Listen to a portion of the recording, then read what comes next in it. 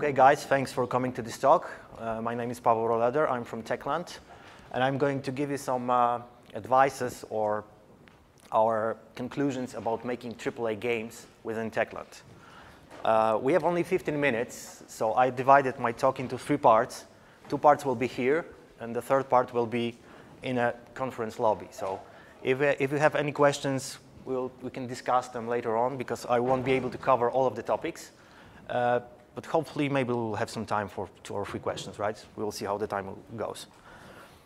So first, I'd like to give you some background for this talk. So I'll tell you a little bit about myself, Techland, and the Short Break Studios, and the idea of making AAA games in AAA company. Then we'll go to the meat for the presentation. So I'll give you some conclusions about how was the idea of making AAA games in Techland was made, and how we did our latest game, which I'll tell you about a little bit later. And then I'm wearing the special radioactive yellow T-shirt to be easily recognizable. So if you have any questions after the talk, so just you will be able to find me probably with no problem. Okay, so before I'll explain this picture and what the ATG acronym is, I'll tell you a little bit about Techland. So Techland is a lead Polish game developer. We're on the market for 23 years right now, so quite a lot. We have something like 250 people on board, so we're quite a big player. And we're making AAA games for all possible hardware which exists on the market. Right now we are targeting high-end PCs and next-gen consoles. And yes, and the ATG is the average Techland guy, and the average Techland guy looks like this. So that's the picture. The average Techland guy is a man in 80% and a woman in 20%. The average Techland guy is 27 years old, and it's a gamer, and it's passionate about making games. My photo is also in there. The photo was created by combining photos of over 200 people working at Techland. So you can see the average Techland guy and how it looks like. And my role at Techland is I'm a producer. I'm a technology producer. I'm managing the team of 30+ people and develop the technology and our proprietary technology, Chrome engine, for our games. And we are working right now on 2 games, AAA games, which is Dying Light. You probably heard of that game because the release date is getting close, like the end of January. It's the first-person perspective zombie survival game, but with not so, let's say, typical fighting with zombies, but we put a lot of effort to do the parkour style. So we are running around the city, and you don't have to fight the zombies. You can, but you don't have to. You can just explore the environment and do some quests and stuff like that. So that's our first AAA title. The second title, which is vital for this talk, is the Hellraid game, which is the FPP Diablo-like hack-and-slash game, also focused on melee combat. So you're fighting monsters and evil forces from very close distance. Okay. That's Techland, right? So we are making those kind of games. And 2 years ago, we thought it would be nice to focus on mobile games as well, because we strongly believe in mobiles. Everyone has a mobile device, like a smartphone or tablet, or even more than one. So we've created the internal studio, so the company within company, to focus only on mobile games development. And we created a team of 10 people, which we call Short Break Studios. These are 2 programmers, 2 graphic artists, 1 designer, 1 tester, and 1, let's say, product owner or producer. And those people should have the ability to focus on creating mobile games only. Since then, so for 2 years, we created 7 mobile games. We've developed those games and released them on the market, mostly on the App Store, but we're entering Google Play as well. And our latest title, Hellraid: The Escape, is a AAA mobile game. And I'm not going to tell you about this game, but I will show you the trailer, which very good explains what the game is. And why trailer?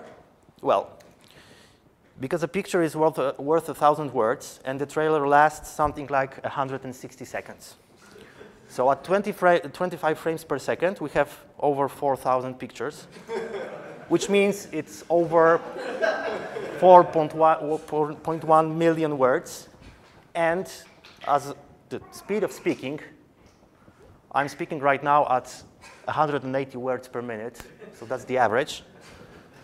So to tell you about the trailer, I would need something like 400 hours to tell you about it.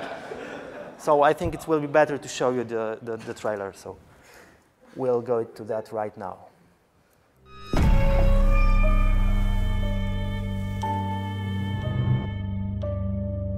At Shortbreak Studios, we always wanted to create a truly amazing first-person experience that would stand out among other mobile adventure games. The dark fantasy world of the original Hellraid gave us a perfect setting for our own unique game of puzzles and exploration. In Hellraid: The Escape, you are a soul trapped in a magic prison, where those like you suffer eternal torments. To flee from this horrible place, you must defeat watchful guards and overcome deadly traps. We put a lot of effort into making the game a real treat for your eyes. We used the full potential of the Unreal Engine to achieve visual quality previously known only on PCs and consoles. Our focus was to make the locations both accessible and interesting. There are collectibles and items to be found in surprising places. You can look behind every torture device, check around every statue, and peek inside every desecrated tomb. The world of Hellraid: The Escape is yours to explore. What you see now is a magical eye that can be used to scout ahead. During your desperate attempt to escape, you will also learn a spell that will let you leave your host body and explore the prison from the ethereal perspective. The prison will not only put your puzzle-solving skills to the test, but also challenge your reflexes and quick thinking. Can you see the spikes waiting to impale you? There's a riddle to solve in this room, but you'd better think quickly. This otherworldly prison is guarded by demonic creatures. With no weapons to fight them, only your cunning stands between you and another painful death. However, in Hellraid: The Escape, death is not the end, as your soul will travel to another body. You can even exploit it to fool enemies and solve puzzles. Our design philosophy was to give players a complete and engaging experience, without any added pressure in the form of microtransactions. Thanks to the support from the team behind the original Hellraid, we will be able to deliver new, high-quality content entirely for free to everyone who has bought the game from the App Store.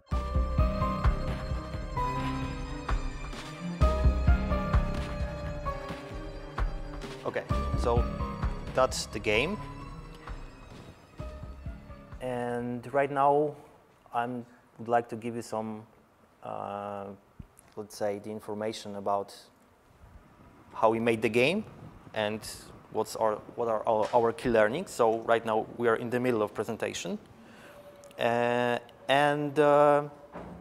Yes, so the most important key learning that we had during making that game, the game basically was made in 4 months only, and it's really a huge success on the market. Right now it's on the App Store, but last week we entered Google Play as well, and it's really, really huge game for us. So we really would like to work on that more.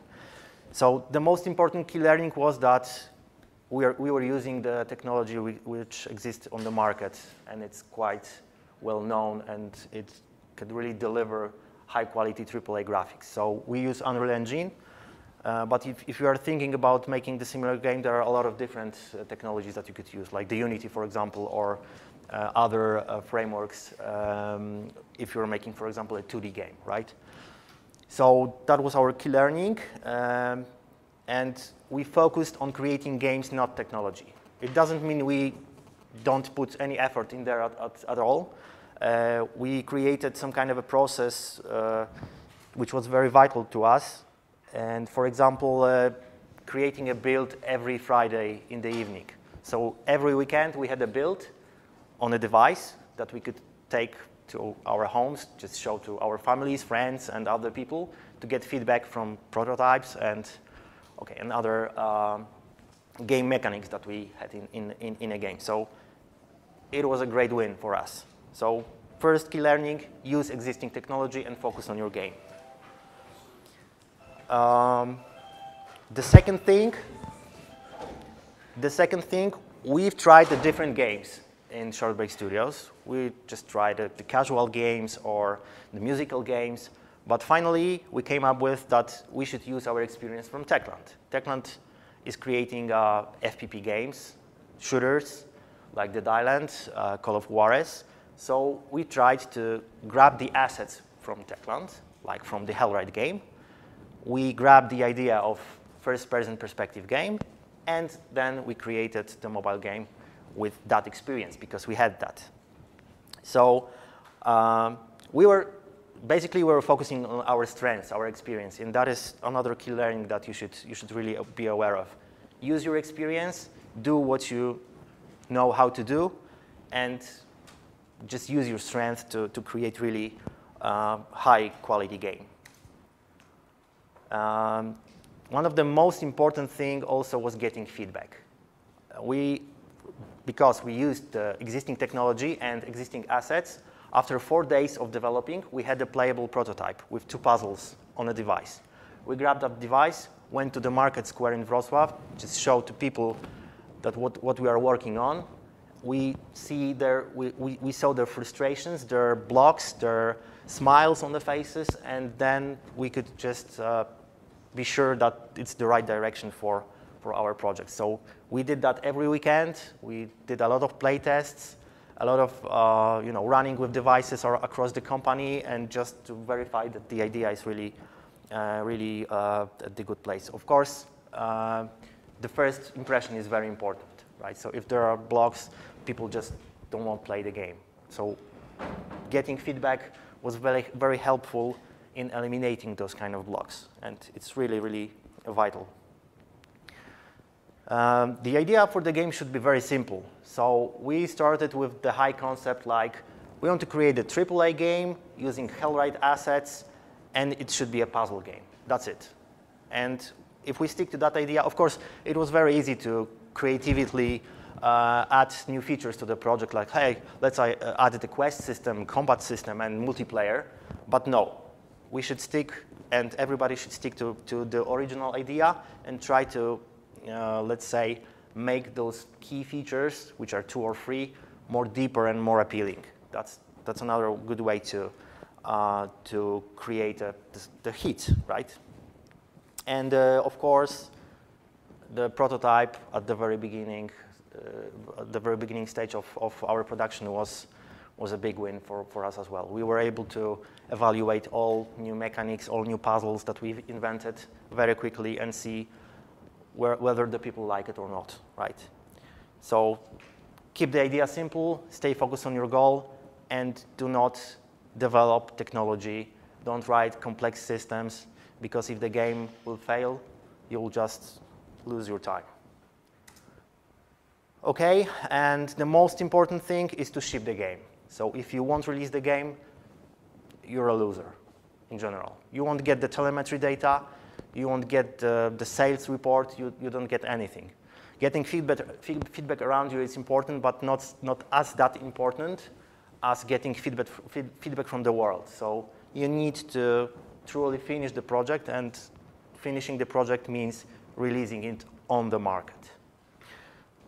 Okay, I have a lot of different topics to cover, like project management and what tools we used to create this level of quality in the game. But as I said, we don't have much time. So if you'd like, you can just write me an email, or I don't know if we have any time for questions. We'll do the questions after okay. the rest of the talks. Okay, so we can. Okay, so we'll have time for questions, or you can just grab me. I'll be here till the end of the day. So thank you, guys.